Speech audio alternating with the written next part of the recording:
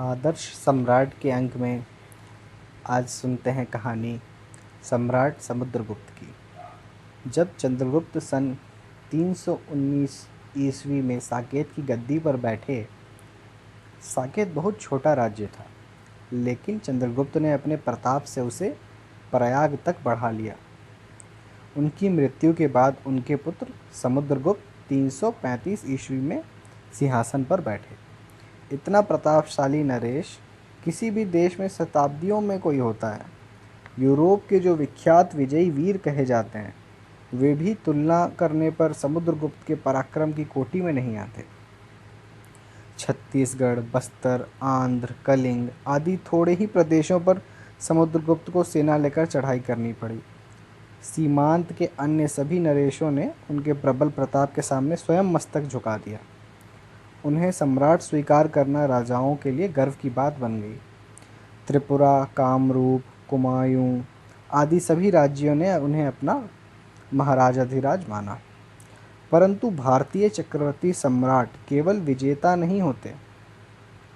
किसी राज्य को पराजित करके वहाँ के लोगों को पराधीन बनाना तो क्रूरता माना जाता था। सम्राट विजेता होने के साथ राज्यों के संस्थापक होते थे। समुद्रगुप्त ने पराजित राज्यों पर वहीं के उपयुक्त राजाओं को स्थापित किया। उनकी उदारता, कीर्ति और प्रताप के कारण काबुल, सिंहल जैसे प्रदेश एवं दूसरे सभी भारतीय द्वीपों के राजा उन्हें कर देते थे तथा अपना सम्राट मानते थे। हिमालय के पास गांधार से पूर्व द्वीप समूह तक उनका राज्य फैला हुआ था। दिग्विजय करके समुद्रगुप्त ने अश्वमेध यज्ञ किया। द्वापर के अंत में जन्मेजय ने यह यज्ञ किया था। कलयुग में इस महान यज्ञ को कर सकना अत्यंत कठिन माना गया है। समस्त नरेश इसे अपना सम्राट मान लें, वही इसे कर सकता है। और इस यज्ञ में जो श्रम तथा व्यय होता है, उसका तो कुछ ठिकाना ही नहीं है। यह समुद्रगुप्त के वैभव और प्रताप की महानता ही थी कि वह इस यज्ञ को कर पाए। अद्वितीय विजेता होने के साथ सम्राट समुद्रगुप्त आदर्श राजा थे। वे स्वयं विद्वान थे। काव्य और संगीत में वे अत्यंत निपुण थे। इसी के साथ वे भगवान विष्णु के अनन्य भक्त थे। स्वयं वैष्णव होने पर भी बौद्ध प्रजा के साथ उनका व्यवहार बहुत ही उदार था। उनकी अनुमति से ही लंका के बौद्ध राजा ने बुद्ध गया में एक विहार बनवाया था। उदार, न्यायी, दानी, वीर तथा प्रजावत्सल होने के साथ कवि, संगीतज्ञ एवं भगवत भक्त ऐसे प्रतापी नरेश किसी देश के लिए भी गौरव हेतु हैं। लगभग 380 ईस्वी तक समुद्रगुप्त ने शासन किया। सम्राट समुद्रगुप्त की शिक्षा कुछ इस प्रकार है।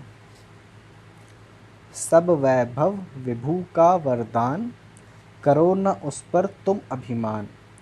मत भूलो पाकर साम्राज्य, विजय बढ़ाई अथवा राज्य। यह सब हैं जिसके उपकार, करो उसी का तुम सत्कार। तुम सेवक स्वामी जगदीश, समझो मत अपने को ईश।